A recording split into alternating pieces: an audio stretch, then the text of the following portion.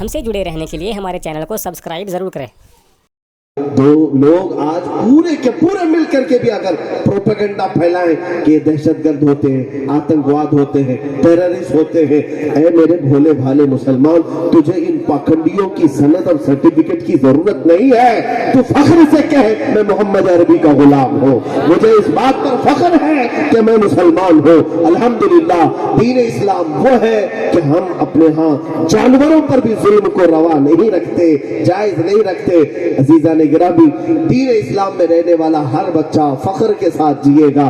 حضرت خبیب ایک صحابی ہے جن کو ان ظالموں نے موب لنچنگ کیا تھا مکہ میں، صحابہ نے، صحابی رسول کو کافروں نے پکڑ کر کے گھیرا اور ایک کھمبے سے لٹکا کر کے ان کو پھانسی پر چڑھایا۔ ان کے ناخن کا کھینچے تھے پکڑ سے، ان کی آنکھوں میں سلائیاں پھیری تھی، ان کے کان، ناک، ہونٹ کاٹ دیے تھے، کاٹ کر کے پھر ان پر پتھر مارے جا رہے تھے۔ جانتے ہو اتنی درد کے ساتھ انہیں شہید کیا جا رہا تھا۔ اس وقت سولی پر حضرت خبیب نے کیا کہا؟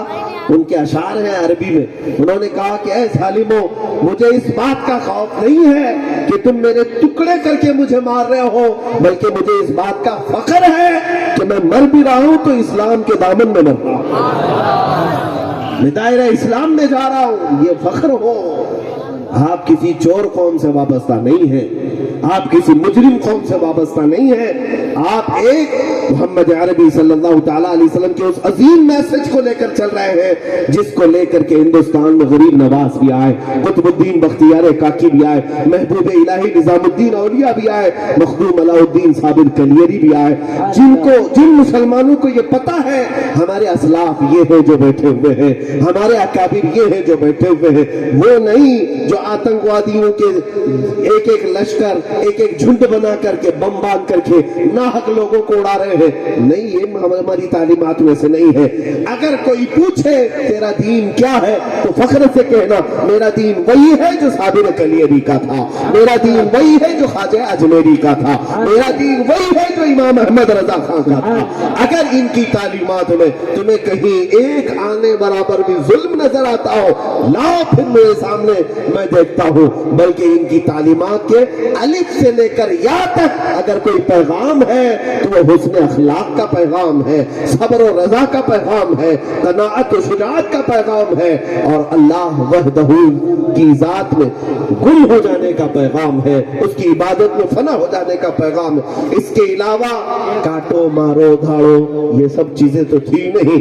جیسے آج سنت کے نام پر اگر کوئی کہتا ہو کہ ہم اتنے لاکھ مسلمانوں کو مار ڈالیں گے، اوپر سے نیچے پھر ان کو دیکھ کر کے ہمیں عجیب سا لگتا ہے، یہ کپڑے ان کو کاہے کو پہنا ہے۔ میں اس کی قوم سے بھی یہ کہتا ہوں کہ یہ کپڑے نوچ لو، ورنہ یہ پورے تمہارے دھرم کے لیے دھبا ہے، کلنک ہے۔ جس لباس میں بیٹھ کر کے آدمی ایسی باتیں کرتا ہو، کبھی نبی پاک کی شان میں گستاخی، کبھی اسلام کے خلاف، کبھی مسلمانوں سے تکلیف، کیا اس کے گھر کا چھین لیا کس مسلمان نے؟ مجھے ابھی تک پتہ نہیں، لیکن یہ الفاظ صوفی کے نہیں ہوتے، سنت کے نہیں ہوتے۔ سنت اسی کو کہتے ہیں جو ان کے ہاں، صوفی جو ہمارے اتر کے دنیا کیے ہوئے امن کا پیغام لے کر کے آئے، بولنے کو سنت ہے اور بڑے بڑے قتل و غارت اور ڈاکہ زنی کی باتیں کرتے ہیں۔ جی میرے عزیزو، مجھے پھر اس بات پر حیرت ہوتی ہے کہ یہ وہی دو نمبری لوگ ہیں، یہ چوغا پہنے کچھ اور ہیں، اندر سے ڈاکو ہیں۔ ان ڈاکوؤں سے ان کی قوم کو بھی بچنے کی ضرورت ہے اور ہم سب کو بھی الرٹ رہنے کی ضرورت ہے۔ میرا دین اسلام نہ کسی عیب والا ہے نہ کوئی کمی والا ہے، جس کا خالق اللہ، ہمارا سب کا خالق اللہ رب العزت نے جس دین کے بارے میں کہا کہ میں نے مکمل کر دیا، اب اس میں کوئی شوشہ باقی نہیں ہے، کوئی کمی باقی نہیں ہے۔ اسی طرح میرے عزیزوں، میں اسی طرح پیار اور محبت رکھتا ہوں میرے ملک عزیز ہندوستان سے۔ آج اگر اس زمین کو کوئی زہریلا بنانے کی کوشش کرتا ہے تو درد ہمیں بھی ہوتا ہے، بے شک تکلیف ہمیں بھی ہوتی ہے۔ کیا آپ کو تکلیف نہیں ہوتی؟ جی بے شک۔ آپ کا گھر یہاں ہے، آپ کے باپ دادا یہاں ہے، آپ کی ساری جائیدادیں یہاں، آپ کی عزت یہاں پر، تو اس ملک میں اگر کوئی زہریلا ماحول بنانے کی کوشش کرے تو تکلیف سب کو ہوتی ہے. اس لیے ہم بولتے ہیں اور ہم یہی چاہتے ہیں کہ امن میں سب کی بھلائی ہے. بے شک بے شک. امن میں سب کی بھلائی ہے. تم بھی خوش رہو، ہم بھی خوش رہے. اور جب چھیڑ چھاڑ ہو تو ہر جگہ نفرت کا ماحول آئے گا. اللہ تبارک و تعالی ہمارے اس ملک عزیز کو دشمنوں کی شرارتوں سے محفوظ رکھے، ہر طرح کی شر پسندی سے اللہ ہماری زمین کو پاک رکھے. مخدوم علاء الدین صابر کلیری رحمۃ اللہ تعالی علیہ کی بارگاہ میں دعا گو ہوں کہ سرکار ایک بار پھر سے اپنی نظر کرم فرمائے. تاریخ نے ہمیشہ آپ کا جلال بتایا ہے، تاریخ نے آپ کی جلالی نگاہ کی بہت ساری داستانیں رقم کی ہے.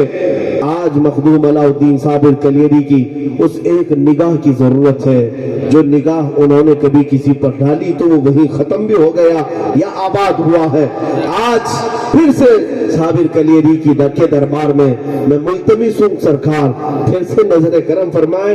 امت آج قسم پرسی کے عالم میں ہے، امت کو آج قیادت کی ضرورت ہے، امت کو آج بہت سارے معاملات کی ضرورت ہے.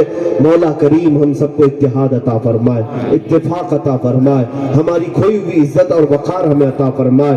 اے رب ذوالجلال ان جتنے بچے جوان بوڑھے یہاں پر ہیں سب کو غازیان اسلام بنا، مجاہدین اسلام بنا، ان کو دین پر زندہ رکھ اور دین پر خاتمہ عطا فرما.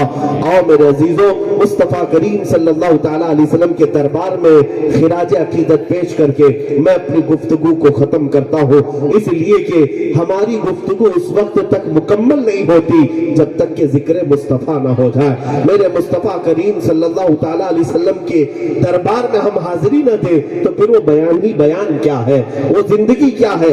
اس لیے کہ بیان تو اپنی جگہ پر، وہ دن تمہارا دن نہیں جس میں رسول کا نام نہیں، وہ رات تمہاری رات نہیں جس رات میں اس مصطفیٰ کو یاد نہ کیا ہو.